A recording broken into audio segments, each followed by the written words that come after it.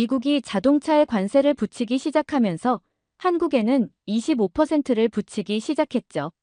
자동차 시장이 다른 시장들보다 범위가 넓은 만큼 한국이 많은 타격을 입을 거고, 그렇다면 한국이 한 발 물러설 것이라고 생각했기 때문이었죠. 하지만 미국의 정치인들이 의도한 바와는 다르게 상황은 이상하게 꼬여만 갔는데요. 한국에게 25% 관세를 붙이자는 말에 반대를 하는 미국인들이 생기기 시작하던 게 그 이유였습니다. 그들은 왜 한국에게 관세를 붙이면 안 된다고 한 걸까요? 영상을 보기 전 구독과 좋아요 눌러주시면 영상을 제작하는 데 있어 큰 힘이 됩니다. 저는 시카고 외곽에서 20년째 자동차 딜러십을 운영하고 있는 레일리라고 합니다. 48살이고요. 이 바닥에서 꽤 이름 있는 사업가죠. 제가 하는 일은 단순합니다.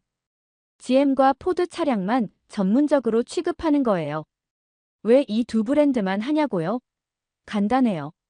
진짜 미국 차니까요. 솔직히 말씀드리면 저는 한국 차를 정말 싫어했습니다. 아니, 정확히는 무시했다고 해야겠네요. 현대나 기아 같은 브랜드들 말이에요. 제 생각엔 그냥 싸구려 대명사였거든요. 품질도 떨어지고 디자인도 촌스럽고. 그래서 아예 취급조차 안 했죠. 동료들한테도 항상 이렇게 말했어요. 한국 차는 절대 안 판다고요. 우리는 미국 자동차의 자존심을 지켜야 한다고 말이죠. 그런데 지난달에 정말 기가 막힌 소식을 들었습니다. 미국 정부에서 IRA 개정안을 통과시켜서 한국 차에 25% 관세를 매기기로 했다는 거예요. 저는 그 소식을 듣자마자 너무 기뻤어요. 드디어 정부에서 제대로 된 정책을 만들었구나 싶었거든요. 그날 저녁에 동료 딜러들이랑 만나서 축배를 들었습니다. 이제 진짜 미국 차 시대가 온다면서요. 마이크 아저씨도 그 자리에 있었어요. 63살인데 저한테는 정말 큰 선배죠. 이 바닥에서 40년 넘게 일해온 베테랑이거든요. 마이크 아저씨가 맥주잔을 들면서 말했어요. 레일리, 이제 우리 좋은 날이 올 거라고요. 한국 차들이 비싸지면 사람들이 당연히 우리 차로 올 거라고 말이죠. 저도 완전히 동감했습니다. 그동안 한국 차들이 너무 싸게 팔려서 우리가 손해를 봤다고 생각했거든요. 가격만 올라가면 품질 차이가 확실히 드러날 거라고 믿었어요. 그런데 그날 집에 와서 뉴스를 보다가 정말 깜짝 놀랐습니다. 한국 차의 미국 시장 점유율이 19.7%라는 거예요. 거의 20%에 가까운 수치였죠. 순간 머리가 하얘졌어요. 제가 알던 것과 완전히 달랐거든요. GM이나 포드보다도 높은 수치였어요. 어떻게 이런 일이 가능한지 이해가 안 됐습니다. 분명히 한국 차는 품질이 떨어지는 싸구려 차 아니었나요? 그런데 어떻게 이렇게 많은 미국인들이 한국 차를 선택한 거죠? 그날 밤 잠을 제대로 못 잤어요. 계속 그 숫자가 머릿속을 맴돌았거든요. 19.7%라니. 제가 20년 동안 무시해왔던 브랜드들이 이미 미국 시장의 5분의 1을 차지하고 있었던 거예요. 다음 주부터 딜러십에 변화가 있을 거라고 기대했습니다. 한국차 가격이 오르면 당연히 고객들이 우리 쪽으로 몰려올 거라고 생각했거든요. 그런데 현실은 정반대였어요. 오히려 평소보다 손님이 줄어들었습니다. 단골 고객인 존슨 아저씨가 딜러십에 왔는데 표정이 심각하더라고요. 존슨 아저씨는 5년 전에 저한테서 픽업 트럭을 샀던 분이에요. 이번에 새 차를 알아보러 온 건데 말하는 투가 예전과 달랐어요. 레일리 씨, 솔직히 말해서 한국차 못 사면 중고차라도 살 생각이라고 하더라고요. 저는 당황했습니다. 왜 그러시냐고 물어봤더니 존슨 아저씨가 이렇게 답했어요. 이웃집에서 현대차 타는데 10년 넘게 고장 한 번 없이 잘 굴러다닌다고요. 반면에 자기 GM 트럭은 3년마다 수리비로 몇천 달러씩 나간다는 거예요. 그 말을 들으니까 기분이 좀 이상했어요. 그날 오후에 마이크 아저씨가 제 딜러십에 들렀습니다. 평소보다 표정이 어두워 보였어요. 커피 한잔 하면서 이야기를 나누는데 마이크 아저씨가 조용히 말했어요. 레일리, 혹시 우리가 20년 동안 뭔가 잘못 알고 있었던 건 아닐까라고요. 그 말이 제 가슴을 콕 찔렀어요. 마이크 아저씨는 이 바닥의 산증인이거든요. 그런 분이 그런 말을 한다는 건 뭔가 심각한 거잖아요. 아저씨가 계속 말했어요. 요즘 젊은 고객들이 한국차 얘기를 너무 자주 한다고요.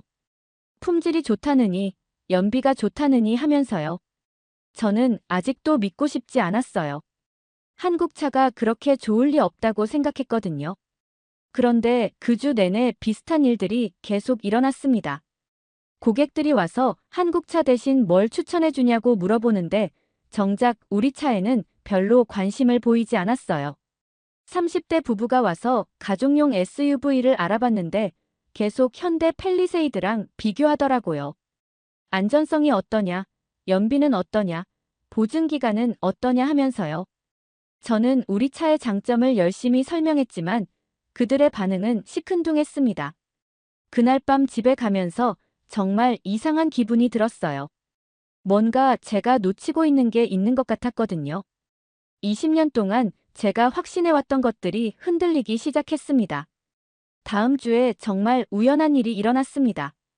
제 딜러십 근처에 중고차 매매단지가 있는데 거기서 일하는 톰이 제 친구거든요.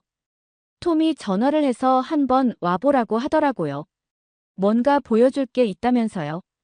톰의 매매단지에 가니까 2015년식 현대 소나타가 한 대 있었어요.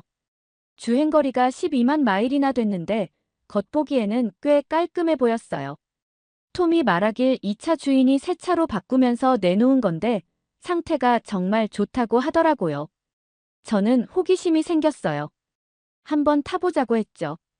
솔직히 한국차가 어떤 건지 제대로 경험해 본 적이 없었거든요. 시동을 걸어보니까 엔진 소리가 생각보다 조용했어요. 그리고 기어, 변속도 부드럽더라고요.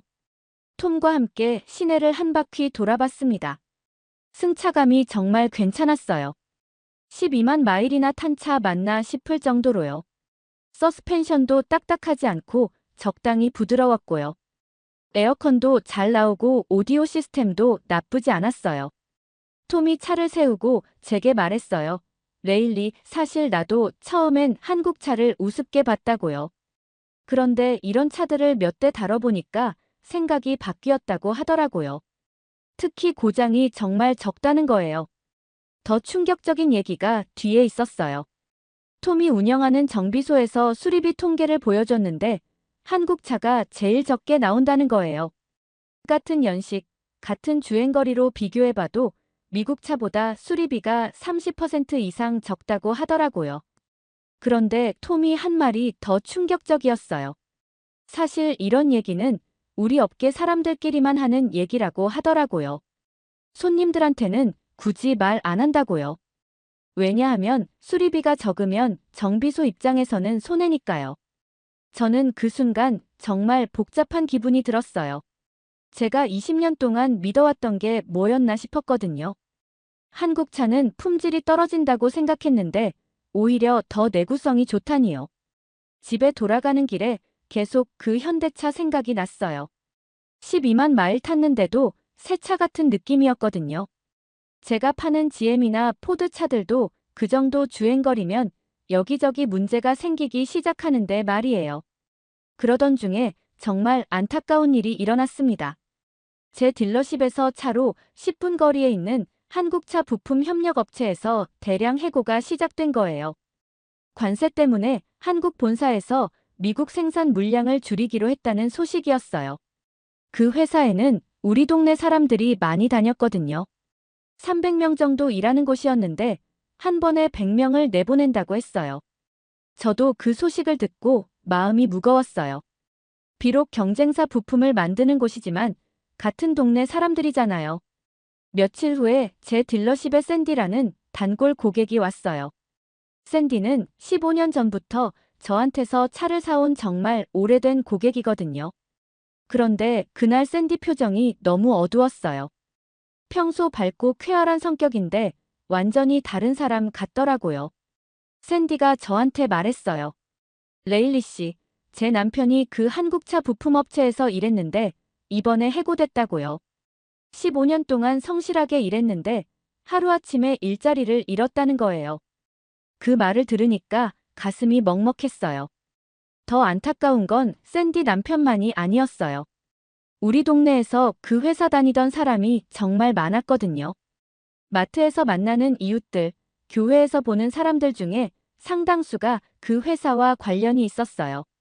직접 다니는 사람도 있고, 가족이 다니는 사람도 있고요. 샌디가 제게 물어봤어요. 레일리 씨, 정말 한국차를 막는 게 우리를 위한 일이었을까요? 라고 말이에요. 그 질문이 제 가슴을 찔렀어요.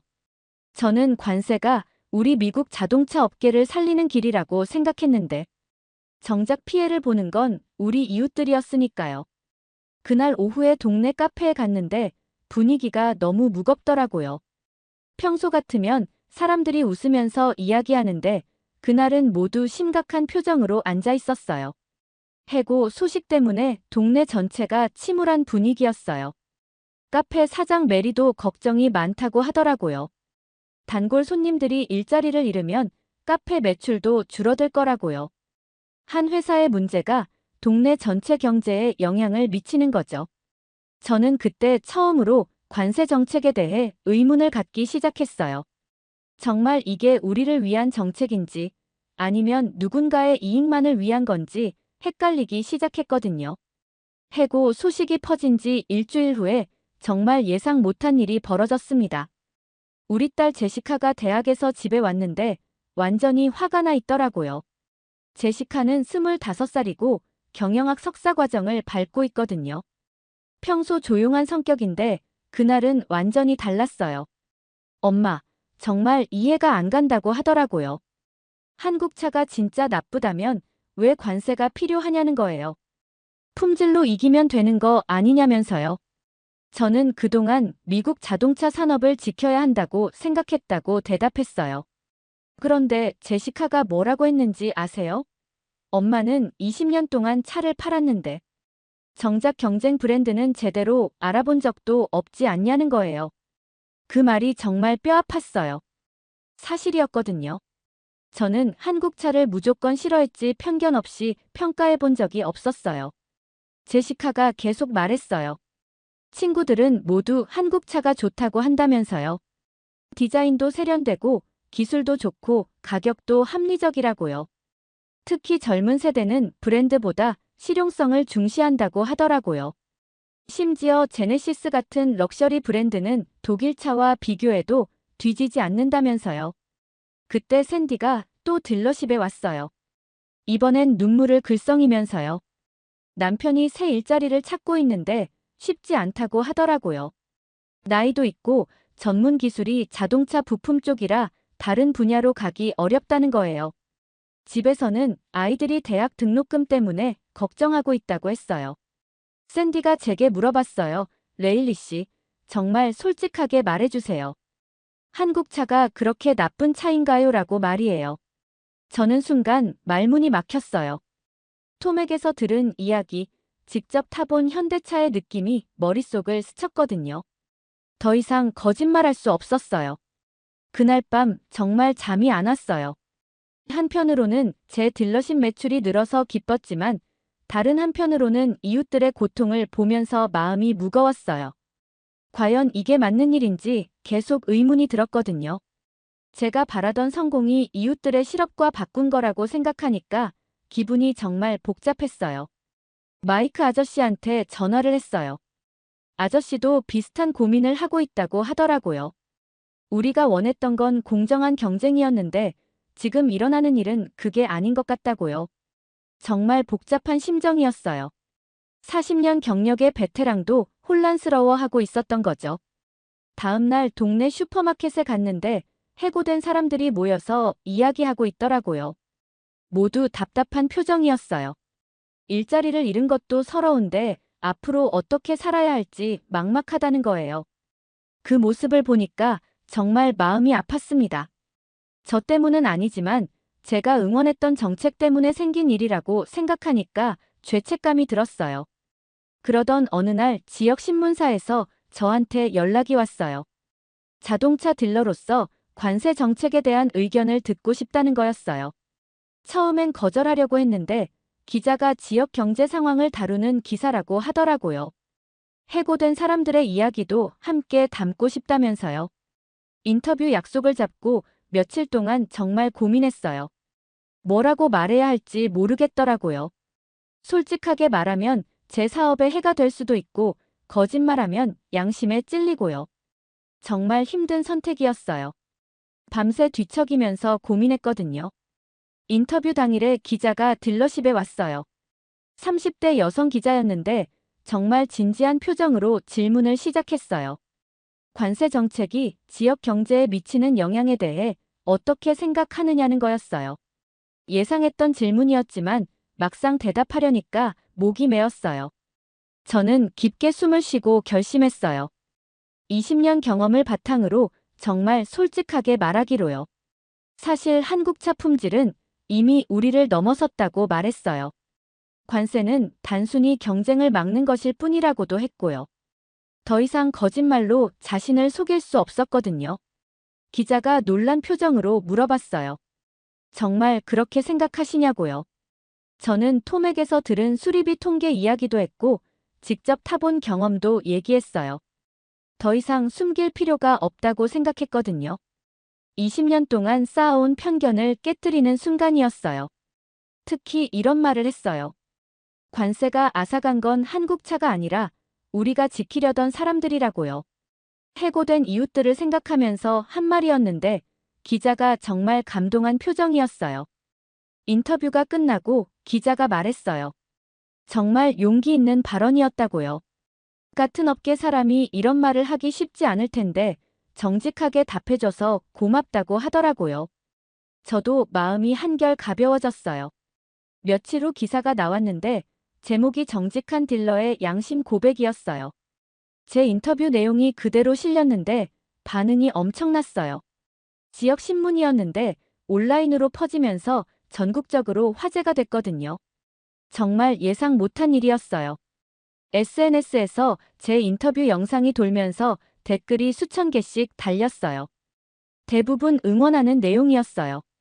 정말 용기 있는 사업가라고 이런 정직한 사람이 있어서 다행이라고 하더라고요. 한국 사람들도 많이 응원해줬어요. 그런데 좋은 반응만 있었던 건 아니에요. GM 본사에서 연락이 왔거든요. 제가 한 발언이 브랜드 이미지에 해가 된다는 거였어요. 조금 더 신중하게 발언해달라는 요청이었는데 사실상 압박이었죠. 하지만 저는 후회하지 않았어요. 제 인터뷰가 화제가 되자 정말 예상 못한 일들이 연달아 일어났어요. 다른 딜러들도 용기를 내기 시작한 거예요. 플로리다의 한 딜러가 비슷한 증언을 했고 텍사스에서도 같은 얘기가 나왔어요. 심지어 캘리포니아에서는 10년 경력 딜러가 한국차 품질을 공개적으로 인정했다고 하더라고요. 자동차 전문 유튜버들도 움직이기 시작했어요. 한국차를 다시 평가하는 콘텐츠들이 쏟아져 나왔거든요. 10년 전 리뷰와 지금을 비교하면서 얼마나 발전했는지 보여주는 영상들이 인기를 끌었어요. 특히 젊은 유튜버들이 만든 콘텐츠들이 화제였어요. 특히 한 유튜버가 만든 영상이 조회수 200만을 넘겼어요. 같은 가격대 미국 차와 한국 차를 5년간 비교한 실제 데이터를 보여준 거였어요. 수리비, 연비, 재판매 가격 모든 면에서 한국 차가 앞섰더라고요. 댓글도 수만 개가 달렸는데 대부분 충격적이라는 반응이었어요. 제게도 연락이 계속 왔어요. 전국 방송에서 인터뷰 요청도 있었고 다른 지역 딜러들이 조언을 구하기도 했어요. 정말 바쁜 나날이었지만 뿌듯했어요. 제가 작은 용기를 낸 게 이렇게 큰 변화를 만들 줄은 몰랐거든요. 하지만 좋은 일만 있었던 건 아니에요. 일부 동료들은 제게 등을 돌렸어요. 배신자라고 하는 사람도 있었고 사업에 방해가 될 거라고 경고하는 사람도 있었어요. 솔직히 무서웠어요. 20년 쌓아온 인맥이 하루아침에 흔들리는 기분이었거든요. 그런데 시민들의 반응은 정반대였어요. 딜러십에 찾아와서 악수를 청하는 사람들이 있었어요. 정직한 사업가라면서 앞으로 차를 살 때 꼭 여기서 사겠다고 하는 고객들도 많았어요.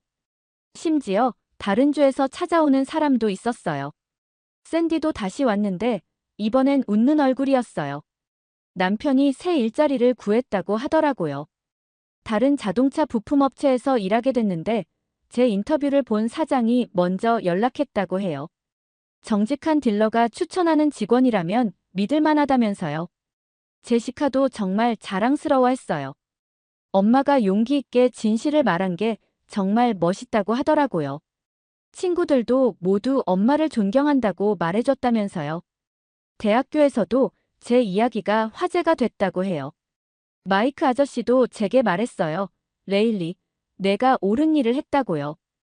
우리가 정말 지켜야 할 건 허위가 아니라 진실이라고 하더라고요. 그 말이 정말 큰 위로가 됐어요. 40년 경력의 선배가 인정해준다니까 자신감이 생겼거든요. 인터넷에서는 제 이야기가 계속 화제였어요. 한국 언론에서도 관심을 보였다고 하더라고요. 미국 딜러가 한국 차 품질을 인정했다는 기사가 나갔다는 소식을 들었어요.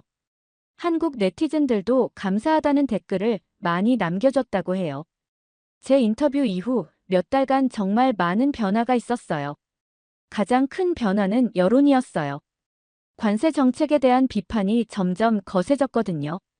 시민들이 직접 나서서 반대 목소리를 내기 시작했어요. 소비자 선택권을 침해한다는 여론이 들끓었죠. 해고됐던 사람들 중 상당수가 일자리를 되찾았어요. 한국 기업들이 멕시코 공장을 확장하면서 일부 물량을 다시 미국으로 가져온 거였어요. 샌디 남편도 원래 회사로 복직할 수 있었어요. 회사 측에서 숙련된 기술자가 필요하다면서 다시 불러들인 거죠. 정치인들도 입장을 바꾸기 시작했어요. 관세 정책을 지지했던 의원들이 재검토가 필요하다고 말하기 시작한 거예요. 시민들의 압박이 워낙 거셌거든요. 특히 젊은 유권자들이 강하게 반발했어요. 저는 마침내 큰 결정을 내렸어요. 한국차 딜러십도 함께 운영하기로 한 거예요. 20년 동안 거부해왔던 브랜드를 받아들이기로 했죠. 처음엔 두려웠지만 더 이상 미룰 수 없다고 생각했어요. 고객들에게 더 나은 선택권을 줘야 한다고 생각했거든요. 현대 딜러십 계약을 체결하는 날 정말 감회가 새로웠어요. 현대 측 담당자가 말하길 제 인터뷰를 보고 정말 감동받았다고 하더라고요. 이런 정직한 딜러와 함께 일할 수 있어서 영광이라고 했어요. 한국 본사에서도 감사 인사를 전해왔다고 하더라고요. 딜러십 개소식 날에는 정말 많은 사람들이 왔어요. 동네 주민들, 동료 딜러들, 심지어 다른 주에서 온 사람들도 있었어요. 모두 축하해주고 응원해줬어요. 지역 방송에서도 취재를 나왔고요. 샌디가 그날 제게 말했어요. 레일리 씨 덕분에 우리 동네가 다시 살아났다고요. 일자리도 돌아오고 사람들도 희망을 찾았다고 하더라고요. 그 말을 들으니까 정말 뿌듯했어요. 제가 한 작은 용기가 이런 큰 변화를 만들었다니까요. 제시카도 정말 자랑스러워했어요. 엄마가 편견을 버리고 진실을 선택한 게 정말 용기 있는 일이었다고 하더라고요. 이제 친구들한테 엄마 자랑을 할 수 있다면서요. 대학 교수님도 제 사례를 수업에서 소개했다고 해요. 마이크 아저씨도 제 선택을 지지해줬어요. 시대가 바뀌었으니까 우리도 바뀌어야 한다고 하더라고요. 좋은 차는 누가 만들든 팔아야 한다고요. 그게 고객을 위한 일이라면서요. 아저씨도 한국차 딜러십을 고려 중이라고 하더라고요. 지금 생각해보면 정말 큰 변화였어요. 20년간 가졌던 편견을 버리고 진실을 받아들인 거니까요. 처음엔 무서웠지만 지금은 정말 잘한 선택이라고 생각해요.